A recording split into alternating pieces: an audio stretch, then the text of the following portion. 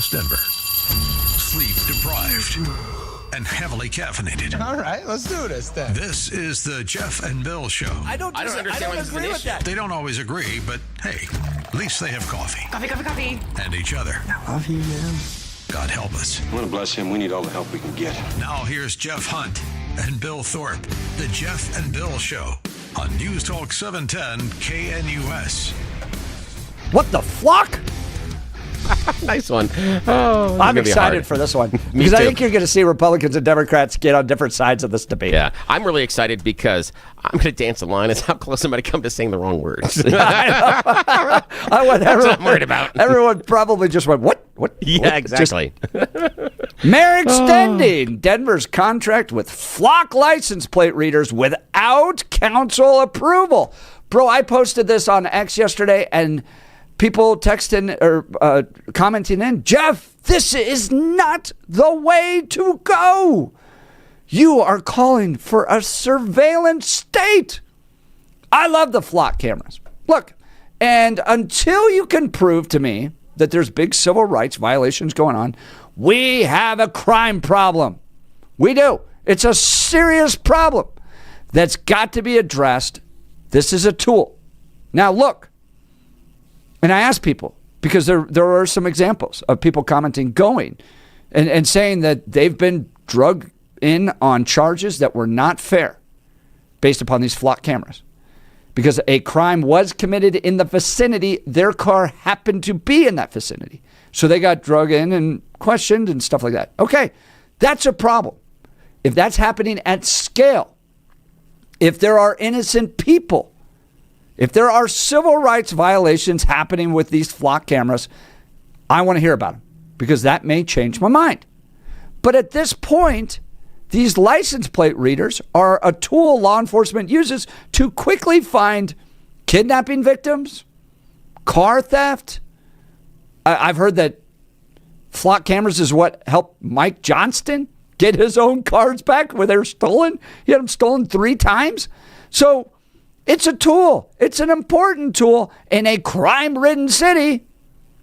And I do want ICE being able to use them. Why not? My goodness. To hear progressives in particular, I understand the no surveillance state conservatives and libertarians. Like, I would argue they're being consistent, okay? But if you're the same people that said you got to have a vaccination card to go into a gym and we're going to track you through your vaccination status, but then all of a sudden a flock camera is a problem, I don't want to hear from you. All right? You're just a big old hypocrite. But if you believe that the flock cameras are a problem, you're a civil libertarian, or you've had your civil rights violated as a result of these, please give us a call. I want to hear from you. 303-696-1971. Text us on the Dan Caplis Law text line, 720-819-5115. Hey, Jeff. Bill, what is your take on this? This is going to be interesting because I am just back from visiting internationally in Ireland, where there are closed-circuit cameras everywhere. They are all over the place. And we're going to talk later on down the road. One of the things I want to talk with you about, but this is not for today or even the next couple of weeks, some of the media coverage, news coverage, and what I saw over there versus what I saw over here. But one of the things that was interesting is when they talked about things that had happened. There was a thing about a guy that had been arrested a number of years ago for an attack on a family. And they were able to track him through the closed-circuit TV cameras. They could see him approaching the victims.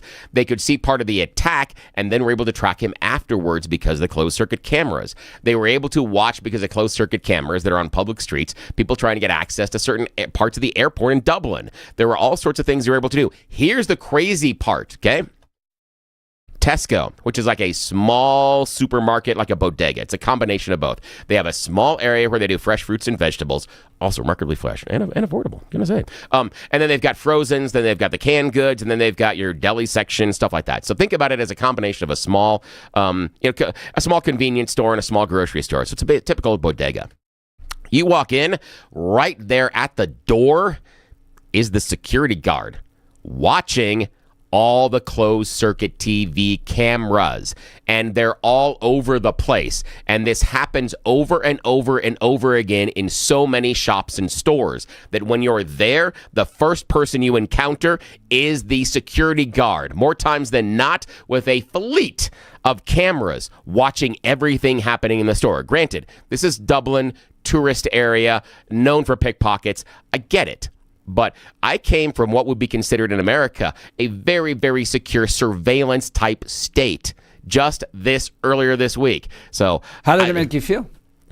Oddly enough, safe. That's the crazy part about it. Look, and that's the thing. I mean, cameras are a direct reflection of the amount of cameras is a direct reflection of the corruption of our society, right? Yeah. So if you live in like the Amish, for instance, they don't really need cameras. Nice people, follow lots of rules. But as you end up with a crime-ridden society, our inability to police ourselves results in more policing that needs to take place. So put the 10 Commandments back up in the classroom. All right. Also, I think population density has something to do with it, and we'll talk about that as well. 100%. But, yeah, this is difficult because I am a privacy advocate, but I see the mechanism and reason for this in certain areas and why. So this will be fun. All right, we're going to debate that and more, but want you to join us in the debate. Give us a call, 303-696-1971. Text us on the Dan Caplis Law text line at 720-819-5115. Now it's time for news and comment. Blake Olson. Blake Olson. Blake Olson, news and comment. Hey, good morning. It is Thursday, 40 and mostly cloudy, expecting a high of 70 today. News sponsored by Pastor Camp Heating and Air Conditioning at 303-777-1234 to learn more about special savings opportunities on Lennox equipment. Our top story. Why not just take yes for an answer? Because John Thune told Senate Democrats, let's just open the government. I'll give you a date that we can vote on these health care that enhanced premium tax credits. That wasn't good enough.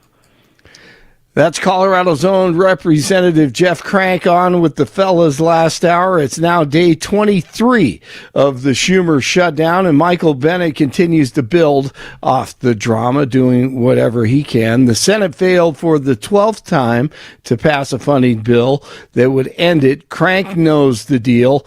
He knows it's all on the Democrats. I'll try to get this audio up. It's a little low. I don't know what it is. You'd have to ask them. I'm not the one that's in charge of the shutdown. It's them, and so I don't get it. I don't understand it. And again, we can talk about all these things. When you talk about people suffering, are these enhanced premium tax credits being dealt with? No, we're not dealing with them right now because we're dealing with the government shutdown. Once you get that out of the way, we can talk about these other things. All right. Once again, Jeff Crank. Great stuff. How about some great journalism from Jonathan Cho from Turning Point USA? A News Nation report today on Antifa,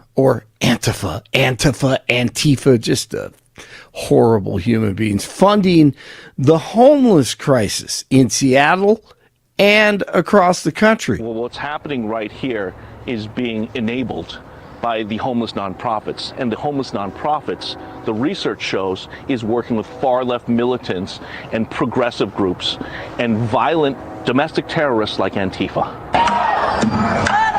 If it sounds far-fetched, take it from someone inside the homeless sector here. It's the same faction of people who link up and protest and, do the black bloc. And, they're often the same people we see working inside social services. Andrea Suarez, lifelong Democrat and Seattle resident, started a volunteer organization, We Heart Seattle, to clear trash from parks and homeless encampments. Oh my God, you're so wrong. She said she had no idea she'd come face to face with Antifa. I've been attacked. My staff has been attacked. We've been pushed into traffic.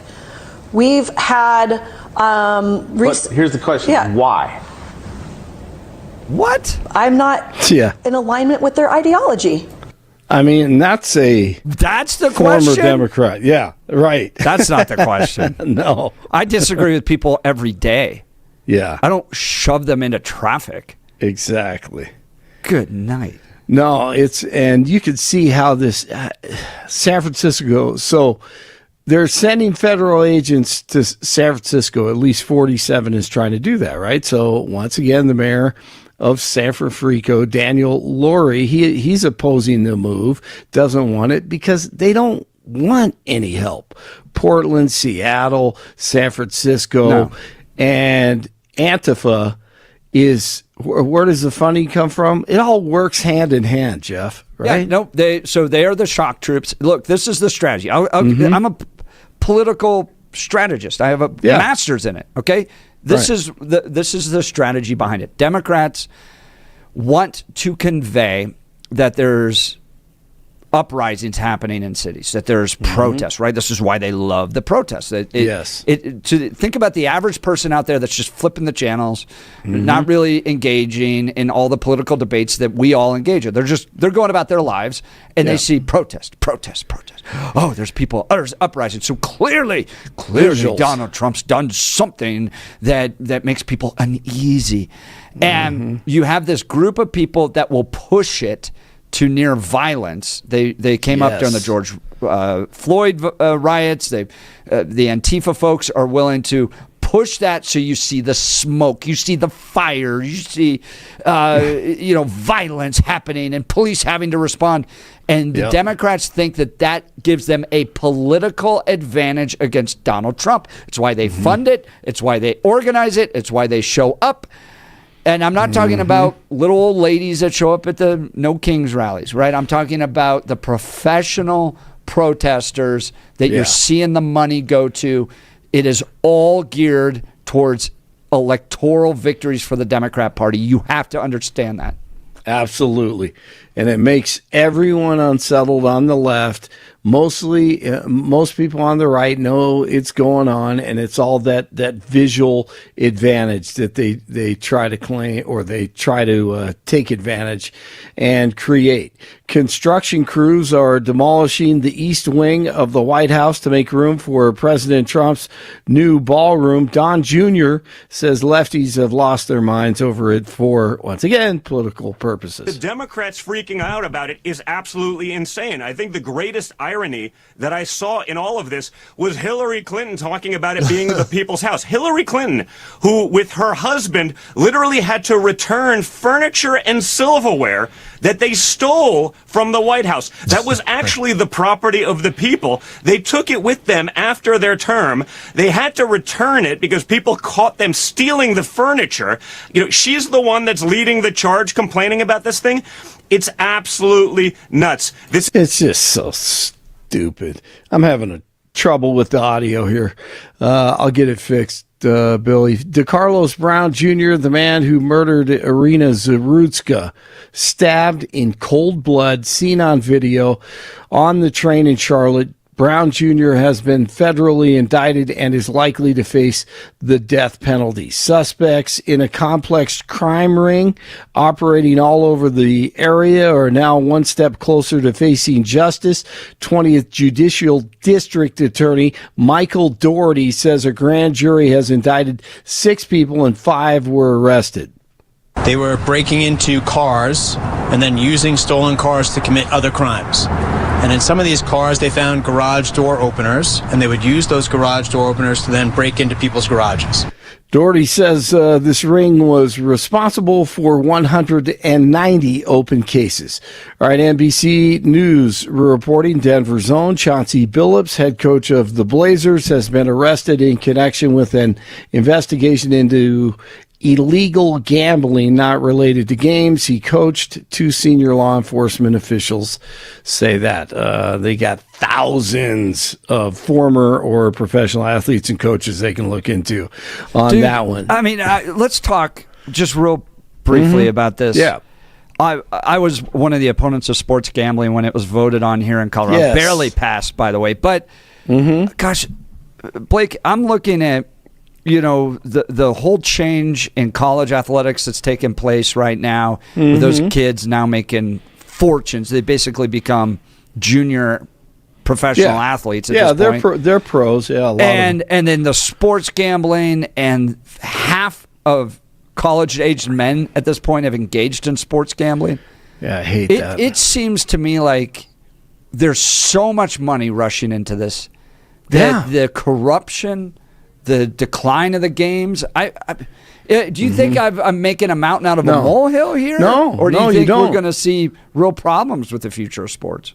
You are absolutely. You are not making a mountain out of a molehill, because when it's advertised and promoted on everything you see, I mean, it's crazy. If it is truly a disease like we talk about, okay, if it's a disease, why are you going to promote it on radio and TV and the internet? And then the players and coaches can't take part in any of it. They're the ones with all the money. Yeah. Okay. So to me, it's hypocritical to have the promotions and advertising of all this stuff, and not think that you're going to have an issue when it comes to the players and coaches. I mean, maybe I'm being nostalgic here, but you remember during the Pete Rose stuff and all that, it was about like the honesty of the game. Right. Oh, yeah. The integrity. The integrity. That's the word I'm looking for. The integrity of the game itself. Pure sportsmanship. Say it ain't so, Joe. And now you've got, and the idea was that you went to college in order to get educated and prepare for a life. Now you got the kids, coming out with Lambos, playing essentially professional sports in college at this point. So I feel like the integrity of education has been lost too. I don't know. Yeah. Well, they've normalized gambling, so we can joke about it, when we're doing sportscasts, or we can talk about games and competition, and then right when it comes to millionaires and billionaires actually gambling and taking, and doing it with big time money, not $20 here, $50 here, $100 here on the internet, which will absolutely destroy the majority of young adults, mostly males. We just laugh it off. Oh, you made some money on that parlay. All this gambling talk, and it ruins sports. Even though at the same time, it has made the NFL what it is today. Unfortunately, I hate to say that, but you're going to have this issue. So they've got to draw the line somewhere. I don't know where that is or what they have to do, but that has happened. Nuggets, speaking of hoops, they tip off the NBA season tonight at Golden State. I don't know what the line is because I don't gamble. Avs play host to the Hurricanes this evening in Lodo. Hockey fans tonight in Denver. And football, NFL football, Vikings and the Chargers. I'm sure the gamblers will look at that one as well. Be sure to tune in for Bill's after the show parlay picks. Right. Brought to you by Draft Sports. Yes. Yes. The lines are so ridiculous. I mean, when I see lines, there are lines on Division 1 AA, which is FCS. Division 1 football, but FCS, the level that UNC plays in. Okay, so they don't know for the most part. Okay, Montana State, North Dakota State are going to win most of their games. Other than that, they have no idea. It is so dangerous. You see Division 2 games on there. It's nuts. All right, I'm going to get out of here now and try to figure out this audio.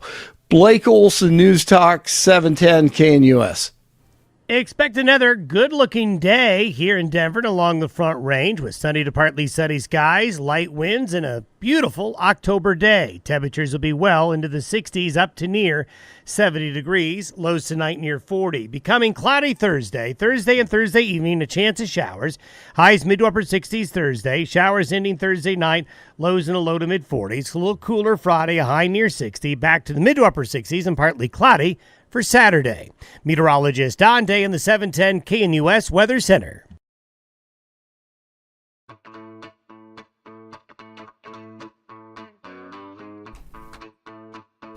Headline out of the Denver Post. Probably won't be able to say that long.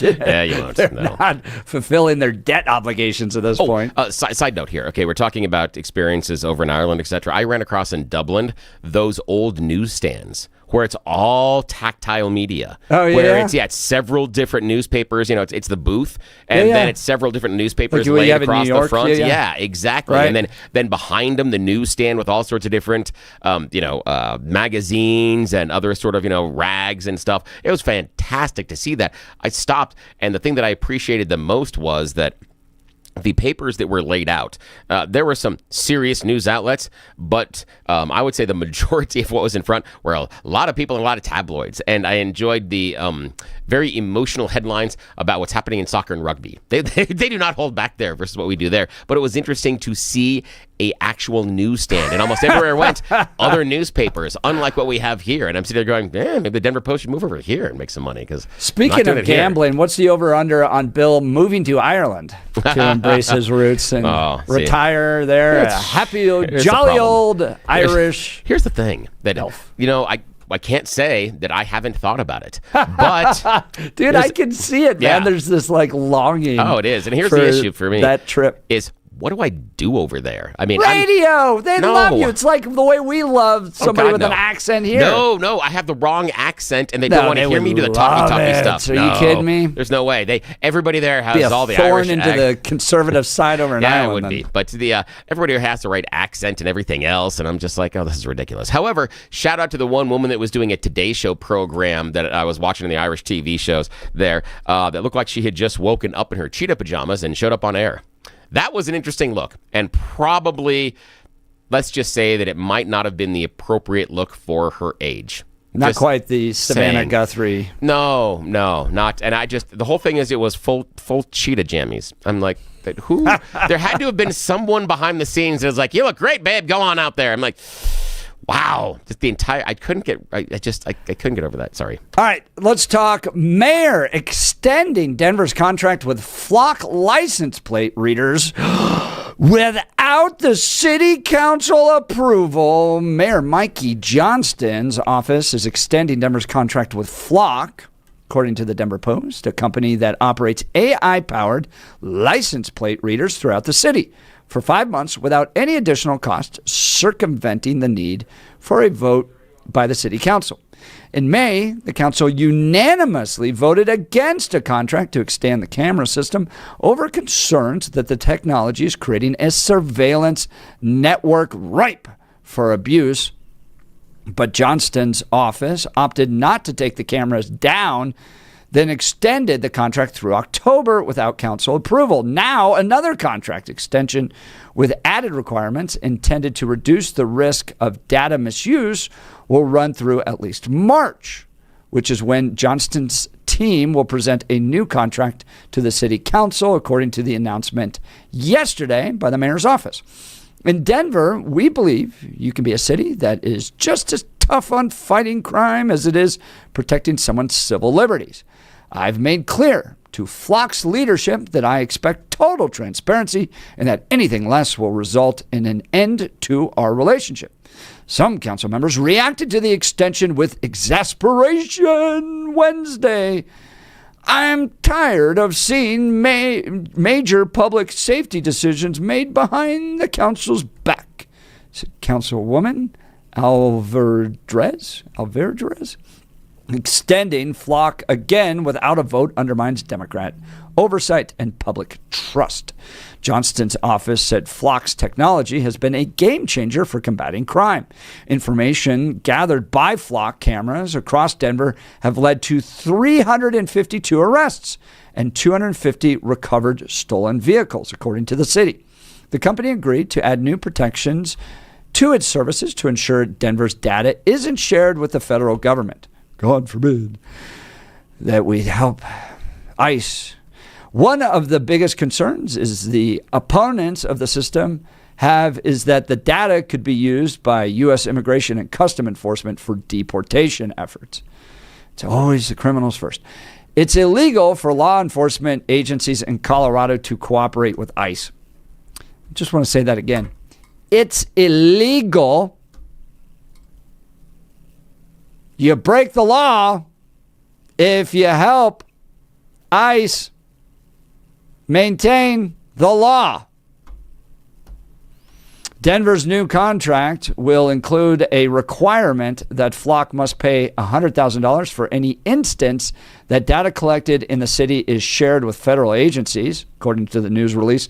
Flock will also only allow law enforcement users to look up vehicles with certain search terms for a select number of crimes, which excludes anything related to immigration or reproductive health care, like abortions. What? Agencies going after people for abortions. The abortion police. Although it is murder, but nobody is doing that. Any law enforcement agencies that want access to Denver's Flock data will also have to agree under the new deal not to share any information with the federal government regarding immigration enforcement or face possible prosecution from the Colorado Attorney General's office. I'm trying not to let the irony explode that the Attorney General's office is going to prosecute you for the crime of trying to uphold federal immigration law. Spokesperson for Flock said the company plans to continue working with Denver to prevent and solve crimes while protecting residents' privacies.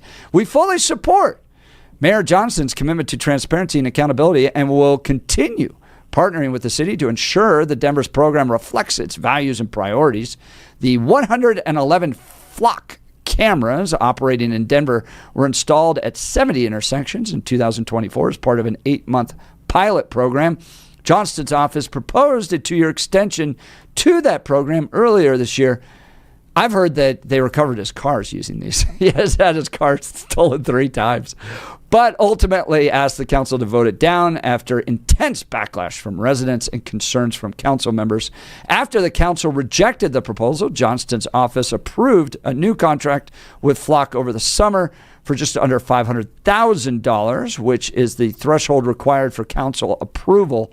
The extension ends this month. The new extension will have no cost.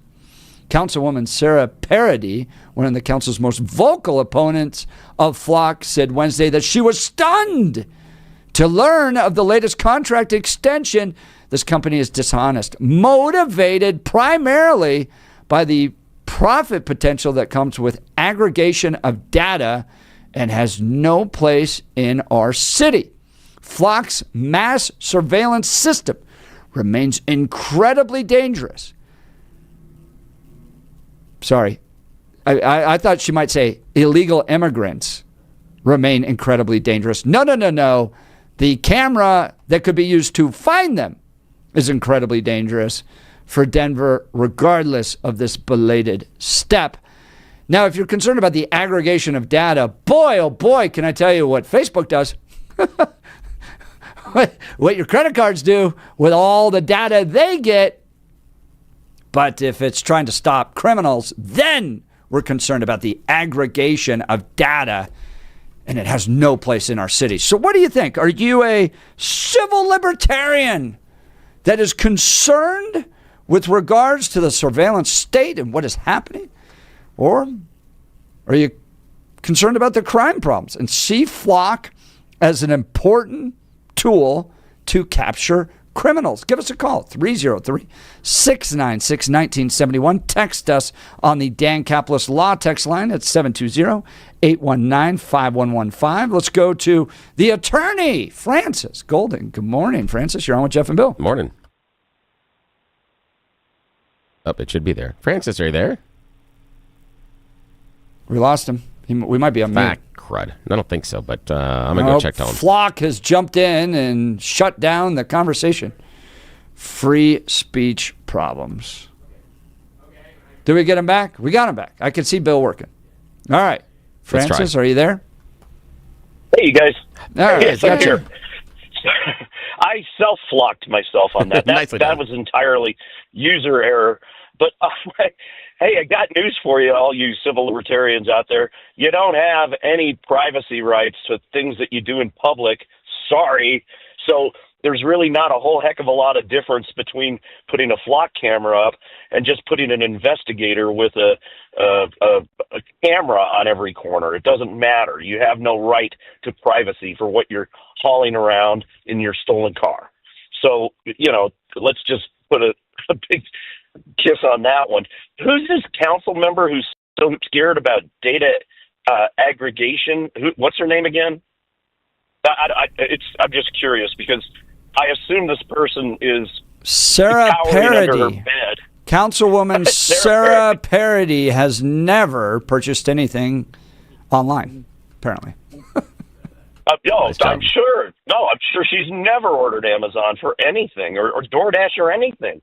She is probably. I mean, people who have this level of paranoia it's just false paranoia. There's no real anything behind it. It's a political position they're taking. I assume otherwise Sarah Parody would be, never leaving her house for fear of rustling in her bushes or something, and data aggregation that would be getting, accumulated on Sarah's personal information.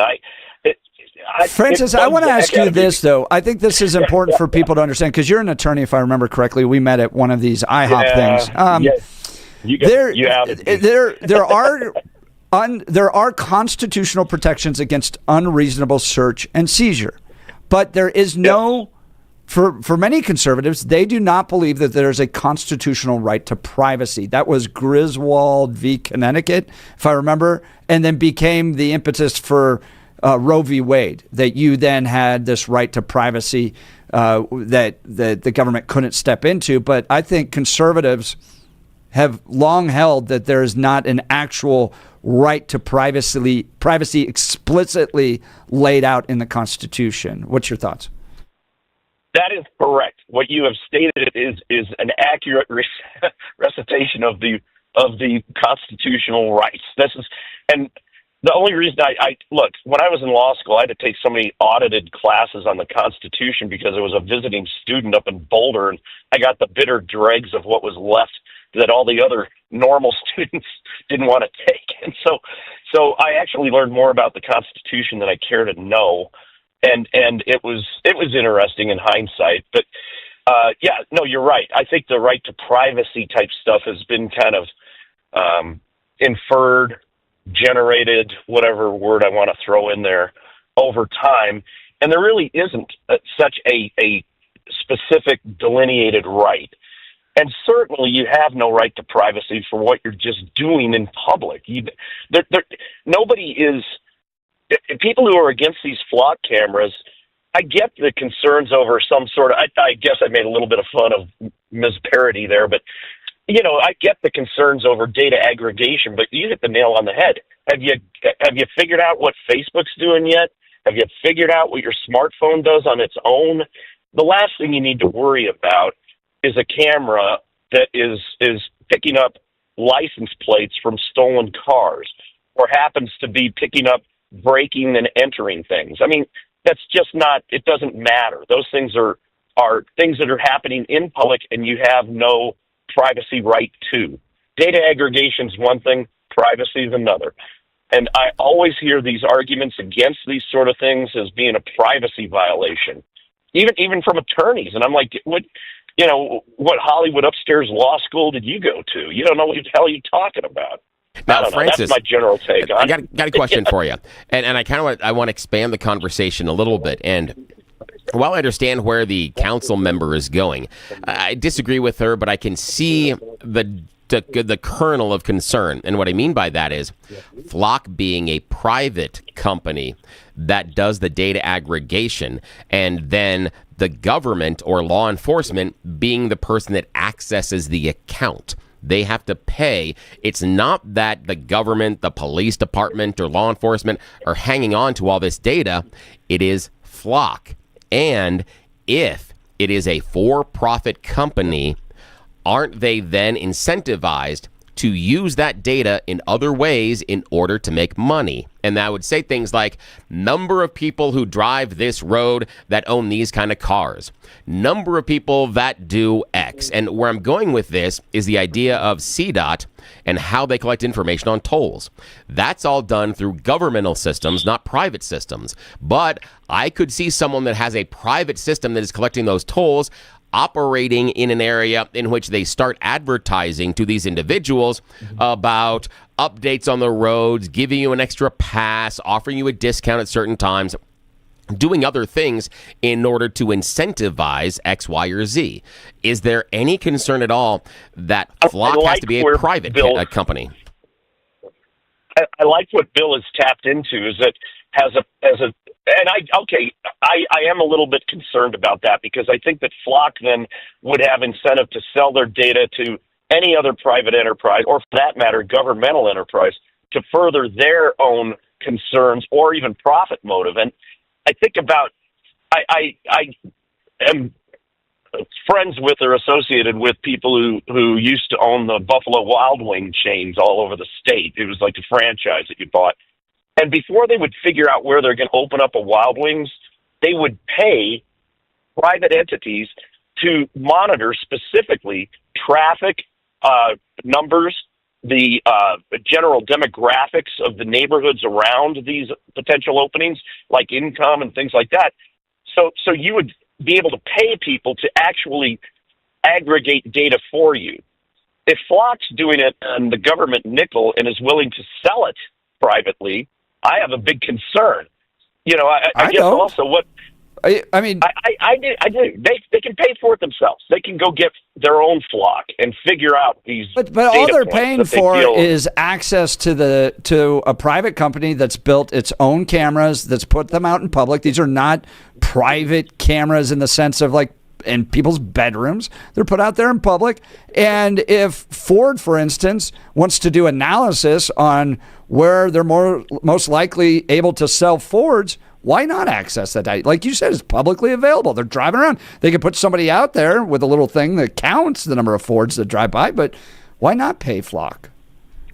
Well, my problem is that Flock's getting paid in part by the government to collect the data to then potentially sell it privately. That's my concern, is that you can't be sitting at the government trough and then turning around and regurgitating it for money to the private entities. That bothers me a bit. Yeah, and I would go another step. Pure Americana right there. That's Elon Musk and SpaceX. Well, here I would go another step and say, that is Elon Musk. based on Flock's contract with the government, they're allowed access and camera locations that typical private entities are not, and that's where I think it crosses the line. It's not like Flock going out and setting up their own cameras on the corner and their own displays or anything else. They're getting access to government infrastructure. Through a pole? And yeah, I can't go out and just set up cameras on poles around Denver because I want to watch people. That's not going to be allowed. And that's where I have the issue, is that they're getting access to government infrastructure in order to set up these cameras and systems and then use it possibly for private gain. That I have a problem with. Why? Then I've got crossing over it. Why? What's so wrong with it? Just what I outlined. They're getting access to government infrastructure in order to do it. No, we want people to make money in this country. What's wrong with that? Go ahead, Francis. I don't want government money to go towards what is on the backside of it, a private enterprise. No, private enterprise can fund itself, and not at our tax dollar. You know, it doesn't. I just realized I pulled up behind a guy with expired tags. I think I'm going to flock him right now. Yes, good job. Expired temporary tags. Literally, I'm looking at the kind of the irony of all this is that I myself, in my own little, we all drive around. We see this all the time. I mean, we all aggregate data as individuals, whether we do it intentionally or not. I mean, what do you think happens when you're bombed with a subpoena to go produce something? I mean, they're asking you for whatever data you've aggregated. I mean, it's in your possession. Give me the data. I don't know. I get a little bit fed up with people with this kind of like, they need fainting couches. This, this parody. I'm afraid. At the end of the day, this is the vapor. This is about protecting illegal immigrants. Okay, I ran a digital ad agency early on in the whole digital marketing space. I ran my first Facebook ads in 2007. Okay, and it was you could only target college students with event targeting. But I watched Facebook develop partnerships with Axiom and Epsilon, which was all of your credit card purchasing history. So at one point, they don't allow this anymore. I could target a 35-year-old mom that drove a Toyota Corolla and bought Cheerios for her kids. I could, because the power was we're no longer doing ad waste. I'm not having to buy broadcast television or newspapers anymore. I could target exactly who, the one person that is likely to purchase my product. I could target them, and that was 10 years ago. So, they know everything about you. They have all the data, and it's used by advertising companies. This is simply an effort to throw more wrenches in the ability to mass deport people. Francis, we're up against a break. Appreciate your time. Thank you, man. We'll continue. You're listening to The Jeff and Bill Show. This is Denver's talk leader, News Talk 710, KNUS.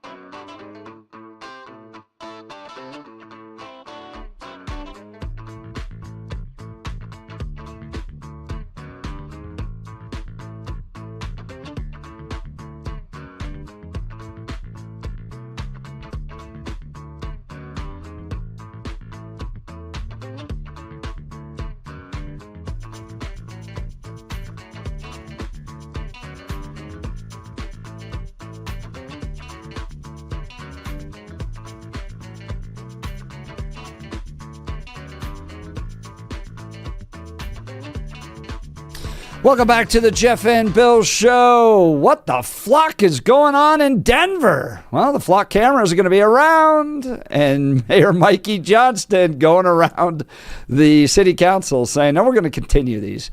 I had heard, I can't confirm this, but I had heard that flock was helpful in getting the cars that were stolen out of his house. And that makes sense, right? It's amazing technology. It all it does is just identify where license plates go. So in murders, for instance, they could track where somebody goes, or kidnapping or stuff like that. I don't think that falls under unreasonable search and seizure from my perspective, that the license plate affixed to the front of your car is somehow privacy that deserves to be protected.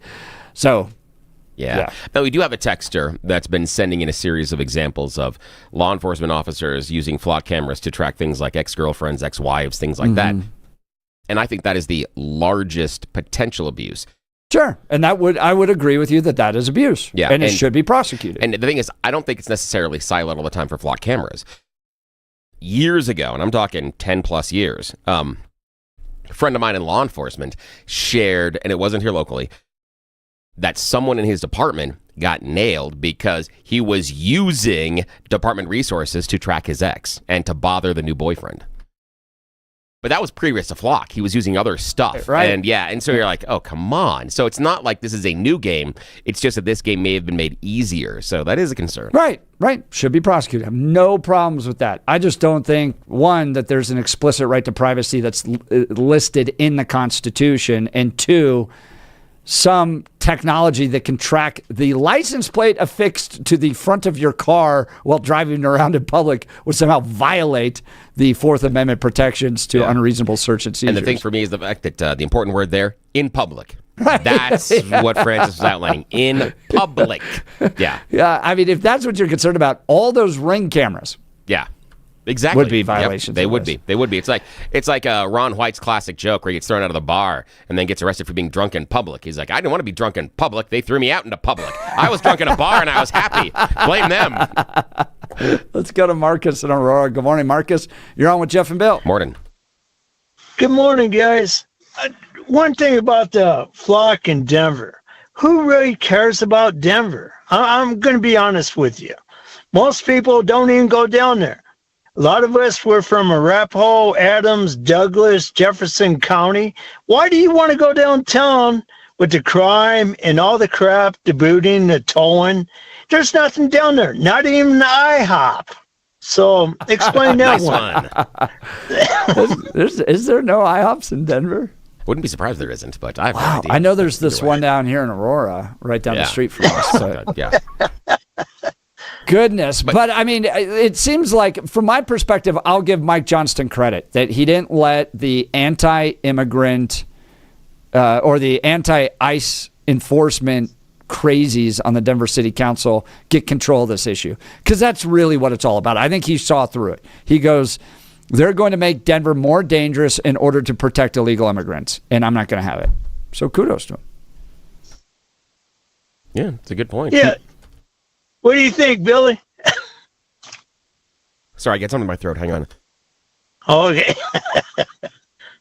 Yeah, they got some IHOPs. They got the IHOP off of Colorado Springs, Colorado Boulevard there. But yeah, it's kind of it's funny. Downtown. The IHOPs are all around the city of Denver, actually. Yeah. And, okay, here's the thing, Marcus. I mean, you got to understand, and you've met me, man.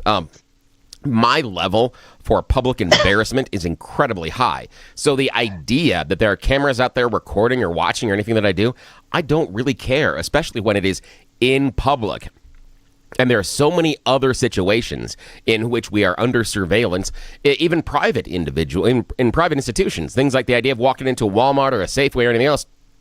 Look at the eye in the sky. You can see all over the ceiling that they are watching you. So we have already acquiesced the idea of this right to privacy in public. And then we carry around, and I'm banging on the desk here, this thing, the cell phone. We've got it in our hand all the time, and they can geolocate and track you all the time. The other thing with me about the Flock cameras is, I remember there are these really, really cool TV shows. One of the ones I was a huge fan of is a thing with Kiefer Sutherland. You know, the thing 24? Well, they'd sit there and go, hey, this person's doing X, and they go, wait, what is it? Oh, let me zoom in here. And they go and access the cameras. They track the terrorists. We've been sold this kind of a surveillance state in the sci-fi and tech entertainment world for years. Yes, there are some negatives. Minority Report and some other things. Yes, Terminator, yes. Okay, absolutely. But until Flock is looking at inventing Skynet, I think we're going to be okay. My problem I personally have, though, is the idea that Flock being a private company. And let's say that Denver cuts their agreement with Flock in Denver. What does Flock do with all the data they've collected about Denver? Who cares? Can they go around and sell it? What are they going to do? Who cares? Make some money off of that. No, be a capitalist. It's not a problem. I don't care. Ford wants to buy it. What do you think, Marcus? We don't live in Denver. Denver's always been one of those strange things. Denver's always been one of those strange things. Perfect line, Marcus. Thank you so much. Thank you. Marcus's line is open, 303-696-1971. Part two of all this, Bill, Elon Musk yesterday talking about how quickly robotic cars are going to be here. Yeah, and his robot army. That was a fun phrase. He wants a lot of money, too. $1 trillion package. That's great. Deserves every penny of it, in my opinion. But how about he hits some of his other quality deliverables first, then we can talk about when I hear oh, my gosh. You and I could debate this. Yeah, we could. But, look, in 20 years from now, none of us are going to be driving anymore. I don't think that's going to happen. I think my kids are the last generation to actually learn to drive. Yeah. So it's all going to go robotic, and it'll be motivated primarily by safety, right? It's the top killer of people right now are auto accidents. So, and then those cars, they're just going to be able to program and follow wherever they go. So, yeah, it's all going to change. Yeah, they will. And there's no explicit constitutional right to privacy. Sorry. Doesn't exist. Just especially when you're walking around in public. That's the issue for me. Yeah. All right. We can talk about the government not putting cameras in our house. But, you're listening to the Jeff and Bill Show. We are 710 KNU.